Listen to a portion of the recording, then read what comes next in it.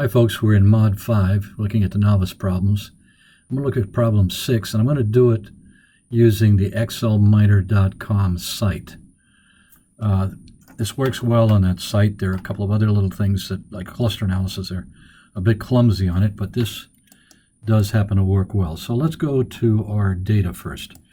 Recall that what we do with these problems is we put our data onto a single worksheet. Here's my data, and I've conditioned the data to turn the text into numerical values. Homeowner is equal to 1, non-homeowner is equal to 0. You can see where I've done that, and I now have a table that is editable by our XLMR.com. So let me go to XLMR.com. Here's our sheet. The first thing we want to do is we want to bring this data into our work area. So I go to Upload. I select, I have named this file and put it away, XLMR.com version Prob6. So name it whatever you like, but remember where it is and what the name is.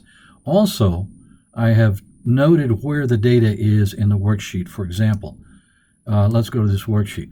My data begins in D3 and goes down to I53.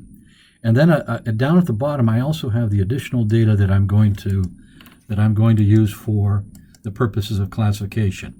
It's just that additional data that doesn't have the information associated with the decision yet. It's just, I think it's another 7, 8, 10 different records that we want to classify.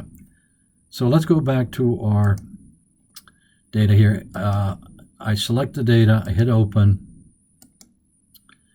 I hit upload, and if I want to see that data, then I select it here in the data folder, I hit view, and there's my data. And you'll notice there's the data down below that's associated with the decisions that I want to make. I've got 1, 2, 3, 4, 5, looks like 6 different records that I want to classify. And here's the information, and based on the information of all of these variables, I'm going to give it a decision. So, and here's the data that we're using for the purposes of building our model. Now, there are two ways of going about this. You can first partition the data and create a partition set and then work with that for the classification. But I'm going to do a streamlined thing, and I'm going to go immediately to classification. So I go to classification, and you know we're using the k-nearest neighbor rule for the purposes of classification. The window comes up, and it's going to show me that I'm on sheet 1. I've got XL.com version, problem 6. Here's my data from D3 to, if it's not there, you need to put that in there by going here and writing it in. So that's why you record where the data is prior to getting into this particular software. I'm going to take my variables, all my variables, and I'm going to select them for the uses of building this model. I selected one that's not correct. I'm going to bring it back, decision. It is the output variable. That's what we're going to try to decide. What the decision number should be, a 0 or 1. I go to OK. Some information pops up here, leave that alone. Then I go to next. And then I say I want to partition the data. Here's the information about partitioning. Leave this alone also. We start with the same seed. The first 60% of the data is, I think there are 50 records. So that'll be 30 records, and then 20 records for validation. 60% and 40%, we leave that alone. I want to normalize the data. I almost always want to do that. I want to use the number of nearest neighbors to be up to 5. I want to score on the best of these. In other words, I want a rule that picks the best K, 1, 2, 3, or 4, or 5 as a rule for classification. I hit next. I don't need all of these reports. I'm going to get rid of this report, the lift.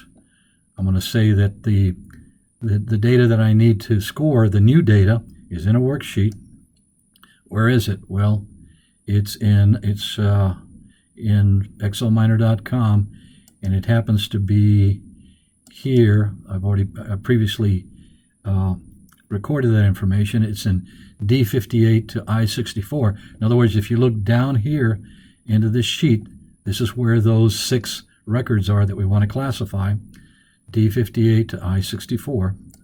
I hit OK. Then I need to match the variables that I'm going to use. I do that, say, by matching names.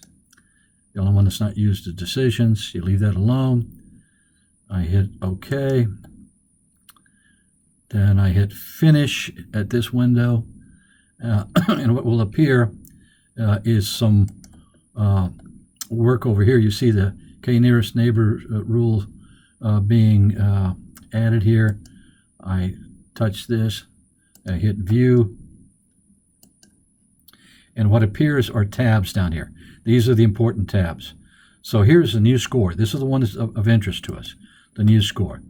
And you can see here what's happened is that the predicted score for the first record is going to be a 1, accept, reject, accept, reject, reject, and accept.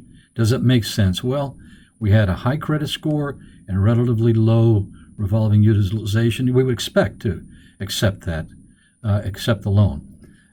Here we got a 0. Why? Well, we had a low credit score and we had a high utilization, so their debt capacity is shot. There's not much left.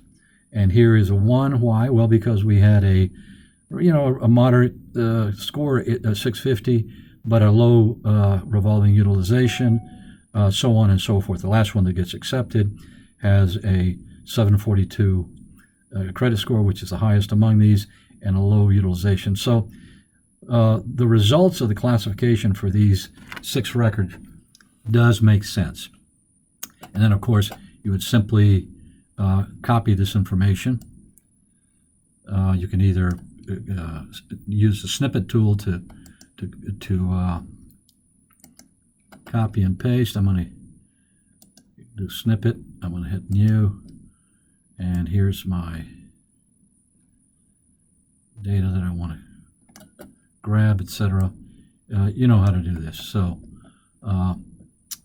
we will copy that into our workbook, and then we have the answers that we're looking for. All right, that's the end of this particular problem, and you can see that XLMiner is a very useful, XLMiner.com is a useful site. It has limitations. As I said before, when I've done cluster analysis with this, I've gotten some very odd results, so I don't necessarily recommend that you do that. But for classification of data, it's a very worthwhile tool.